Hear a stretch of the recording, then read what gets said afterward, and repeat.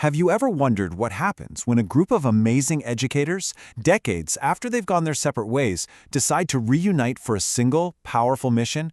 Well, today we're diving into the document that answers that exact question.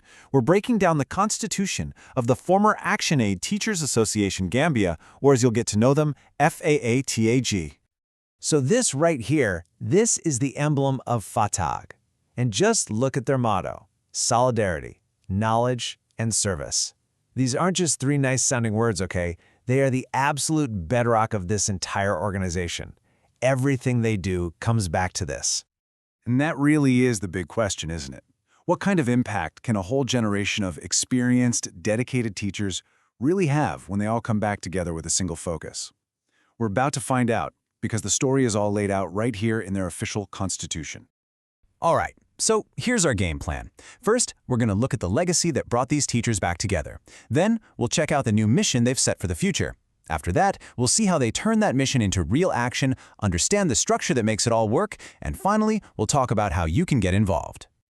Okay, let's jump right into Section 1, a legacy reunited. Because, to really get where they're going, you first have to understand who they are and the incredible history that brought them all back into the same room. So their story actually kicks off way back in the 1980s. They were all serving together under ActionAid the Gambia. By the late 90s, their service period was over, and they all scattered, going their separate ways. But that shared experience, it created this unbreakable bond that, years later, led to this really historic reunion on December 20th, 2025, where they made it official and adopted this constitution. And just listen to this. This is how they describe themselves in their own constitution's preamble. This isn't just a list of buzzwords. This is a declaration of identity. Action-oriented, agile, brilliant, committed. I mean, wow, that's the high bar they set for themselves back then, and it's the exact same standard they're holding themselves to today. Now, it's super important to get this. The name FAATAG, first and foremost, is a nod to their history. It stands for Former ActionAid Teachers Association, the Gambia. It's all about anchoring them in that shared legacy of service they all came from. But here's where it gets really cool. The name also has a second meaning, one that's all about the future. Because while they totally honor their past, their eyes are set firmly on what's next. FAATAG also stands for the Foundation for Advancement and Transformation of All Generations. How perfect is that? It just beautifully captures their promise to empower everyone who comes after them. And that commitment to the future brings us straight into our second section. Here, we're going to dig into what this new, forward-thinking mission is all about. Their vision is so clear and so powerful: to be a united network of educators that transforms entire communities. And how are they going to do it? Well, they're putting that motto into practice, using knowledge, service, and solidarity to channel all their collective energy for the greater good. It all connects. And holding up that vision are these 5 core values. Think of them as their North Star. These aren't just suggestions. They're the principles that guide every single decision they make. Excellence, integrity, unity, service, and accountability. This is how they make sure the mission never, ever goes off track. Okay, so a vision is one thing, but how do you actually turn it into real, tangible impact on the ground? That's what Section 3 is all about, the pillars of action. We've taken their big objectives and boiled them down into 3 main themes.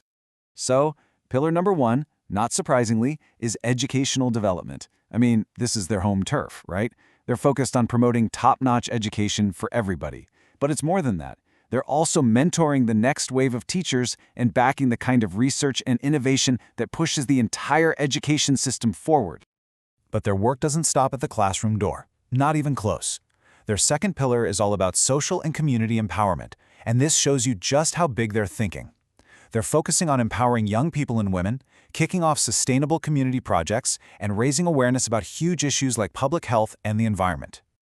And finally, Pillar 3 gets into the really practical stuff, their economic and partnership goals.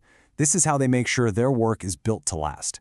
They're planning to get into ethical, income-generating projects to fund their mission and support their members.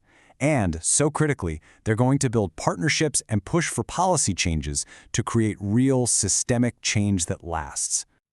All right, so we've got the vision, we've got the goals, but how do you actually manage all of that? That brings us to Section 4, a blueprint for impact. Let's take a look at the organizational bones that are designed to make all this happen. The whole structure is super clear and it's built for accountability. At the very top, you have the General Assembly. That's the collective voice of every single member. They're the ones who elect the Executive Committee, which is the team that handles all the day-to-day operations. And then, supporting them, you have specialized advisory and standing committees providing that expert backup. Right at the heart of the whole operation is what you could call the engine room, the Executive Committee. You've got all the key players here. The chairperson is setting the vision, the Secretary General is keeping everything organized, and the Treasurer is watching every penny. It's a setup built for total clarity and making sure everyone is accountable. Now, all of this incredible work is powered by the people, the members. So for our last section, let's talk about what it actually takes to join this movement. Who can join, and what's the commitment like? So the Constitution actually lays out a couple different ways to be a member. You've got your ordinary members. These are the former ActionAid teachers, the core group. They get full voting rights and can run for office. Then you also have associate and honorary members like non-teaching staff or other amazing supporters. The big difference here is that while they can participate, they don't get to vote. The financial side of joining is pretty straightforward. To get started, there's a one-time registration fee of 500 Gambian dalasi, which is the local currency there in the Gambia. And then to keep your membership active, there's a recurring commitment of 100 Gambian dalasi a month.